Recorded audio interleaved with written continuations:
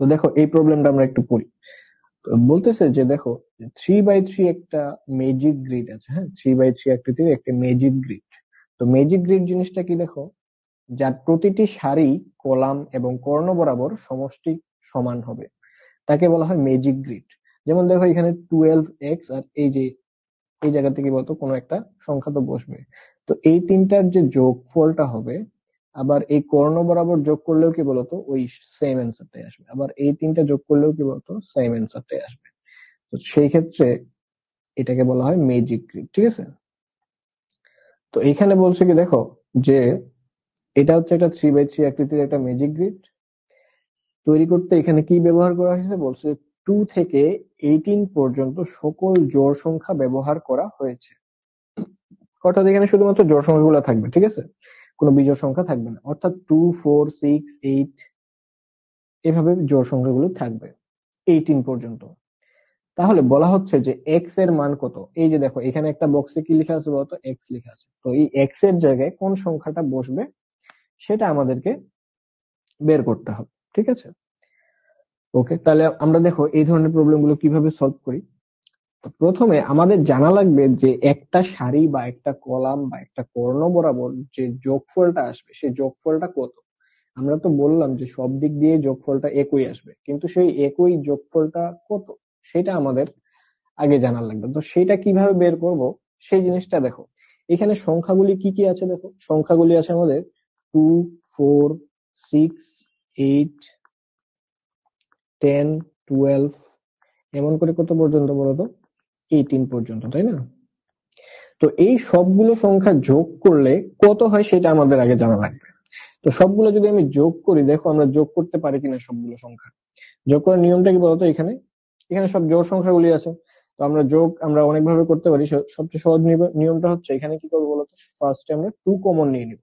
তো যদি তুমি 2 কমন নাও তাহলে দেখো কি সুন্দর মতো এখানে 1 থাকবে, দ্বিতীয়টা থেকে 2 থাকবে, তারপরটা থেকে কি থাকবে বলতো 3 থাকবে, এমন করে যোগফলটা চলতে থাকবে কত পর্যন্ত বলতো, 9, কারণ 9 2 কত 18। তাহলে এখন আমরা দেখো এখানে কত হয়েছে, 1 থেকে 9 পর্যন্ত সংখ্যাগুলির গুণফল তো আমরা বের করতে পারি নাকি। কিভাবে বের করতে হয় বলতো, নিয়মটা কি ছিল, n × n+1/2। তোমাদের মনে আছে কিনা, n সংখ্যক স্বাভাবিক সংখ্যার সমষ্টির সূত্রটা কি বলতো, n × n+1/2। তাহলে এখানে যেহেতু 9টা সংখ্যা আছে, তাহলে কি লিখবো, 9 × 9+1, এর মানে 10, ডিভাইড বাই কত, 2। তাহলে দেখো যোগফলটা কত আসতেছে বলতো, তাহলে এই যে 2 আর এই যে 2 আমরা কি করব, ক্যান্সেল করে দিলাম। তাহলে এখানে থাকলো কত বলতো, 90। অর্থাৎ এই যে 2 থেকে 18 পর্যন্ত যে সংখ্যাগুলি বসবে সবগুলি সংখ্যার যোগফল হচ্ছে কত, 90। এখন বলো সংখ্যাগুলি কিভাবে থাকবে, 3টি সারিতে এবং 3টি কলামে। তাহলে 3টি সারিতে যদি এই যে 90 মানে টোটাল যোগফলটা যদি 3টি সারিতে সমানভাবে ভাগ করে দাও, তাহলে বলতো একটা সারিতে কত থাকবে, বুঝতে পারছো। এখানে আমরা যে 90 পাইছি, এই 90টা কি, এই 90 হচ্ছে 3টা সারির অথবা 3টা কলামের সবগুলি নাম্বারের যোগফল। তাহলে 3টা সারিতে টোটাল নাম্বার গুলো যে থাকবে তাদের যোগফল হচ্ছে 90, 90। তাহলে একটা সারিতে যে নাম্বার গুলো থাকবে তাদের যোগফল কত, তাদের যোগফল হচ্ছে 90 ডিভাইড বাই 3, তাই না। তাহলে হচ্ছে তাদের যোগফলটা হয়ে যাবে আমাদের 30। অর্থাৎ প্রতিটা সারি অথবা প্রতিটা কলামে যে নাম্বার গুলো থাকবে তাদের যোগফলটা হবে 30। বুঝতে পারছি নাকি পারিনি বলো। হ্যাঁ, এই যে মেহরাব হোসেন নসিব বলছে 30, ভেরি গুড, 30। তাহলে আমরা বুঝে গেলাম যে প্রত্যেকটা সারি অথবা প্রত্যেকটা কলামে যে নাম্বার গুলো থাকবে তাদের যোগফল হচ্ছে 30 বা 30। তাহলে এখানে আমাদের দেখো ফার্স্ট যে রোটা আছে, এই ফার্স্ট রোতে দেখো আমাদের দুইটা নাম্বার কি বলতো দেয়া আছে। তো যেহেতু দুইটা নাম্বার দেওয়া আছে তাহলে 3 নাম্বার সংখ্যাটা কি আমরা বলতো বের করে ফেলতে পারবো। তাহলে 16 আর 12 যোগ করলে কত হয় বলতো, এখানে 28 আমরা পেয়ে যাচ্ছি। তাহলে 28, তাহলে আরো কত বসাতে হবে এখানে বলতো, আরো আমাদেরকে এখানে বসাতে হবে 2। তাহলে এখানে আমরা 2 বসায় দিলাম। তাহলে এই যে ফার্স্ট রো এখানে কত হয়ে গেল বলতো, 30 হয়ে গেল।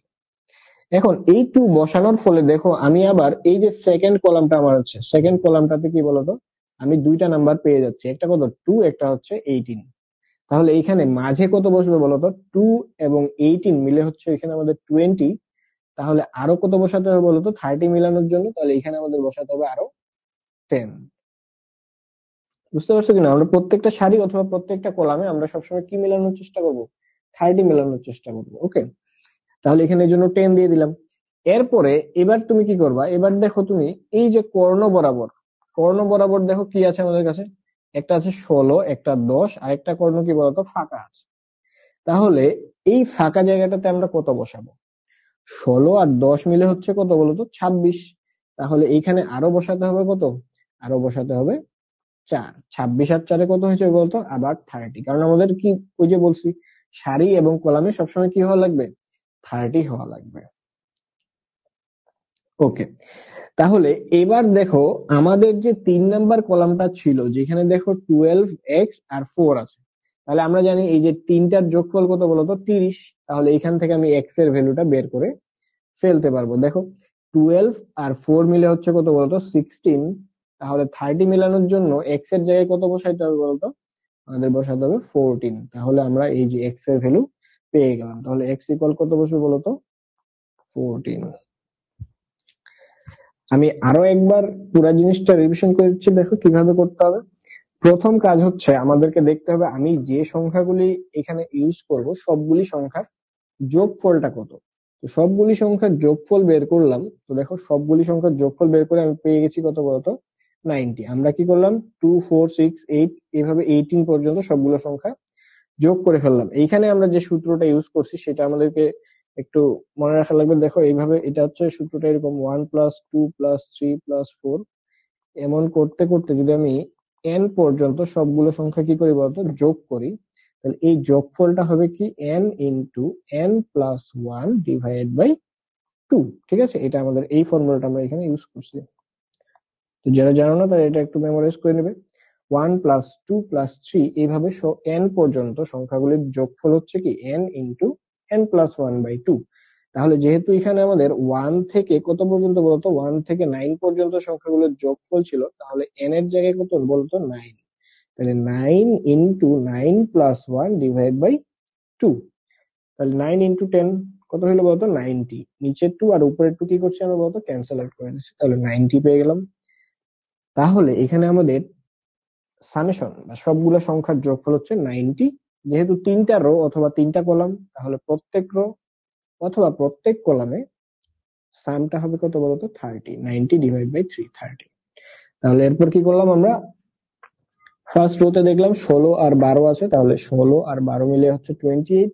তাহলে আমাদের আরো কত বসাতে হবে? আরো বসাতে হবে 2। তাহলে আমাদের 30 মিলে যাবে। 2 বসালাম। এরপরে এই যে কর্ণ, এরপরে এখানে কর্ণ বরাবর বসায় দিলাম, এখানে 4 আসলো। এরপর এখানে 14 পেয়ে গেলাম x এর জায়গায়। ঠিক আছে, আশা করি তোমরা বুঝতে পারছো।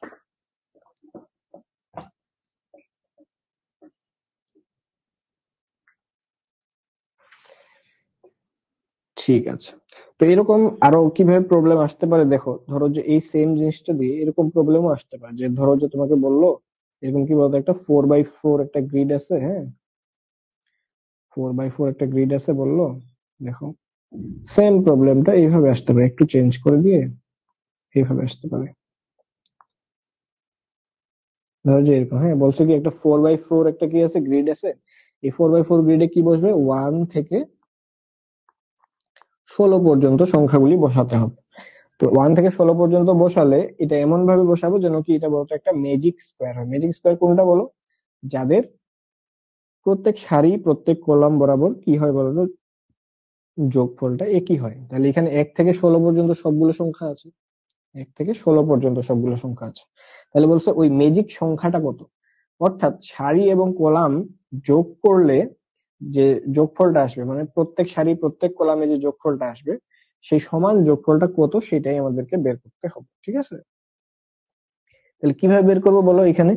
এটা তাহলে আমাদের সিমিলার ওয়েতে করতে হবে। প্রথমে কি করবো আমরা? 1 থেকে 16 পর্যন্ত সবগুলো সংখ্যা যোগ করে ফেলবো। তাহলে 1 থেকে 16 পর্যন্ত সংখ্যাগুলি যোগ করে ফেলো।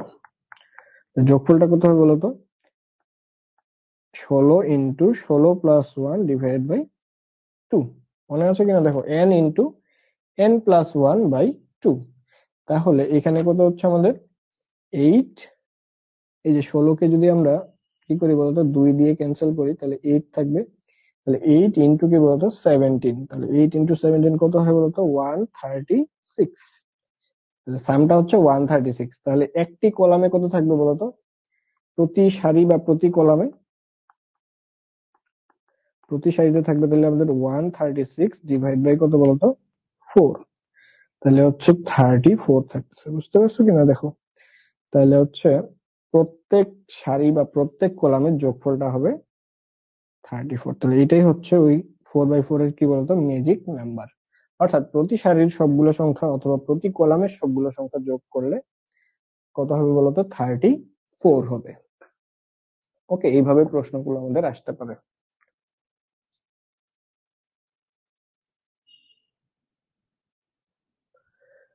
তো এখানে তোমাদের এই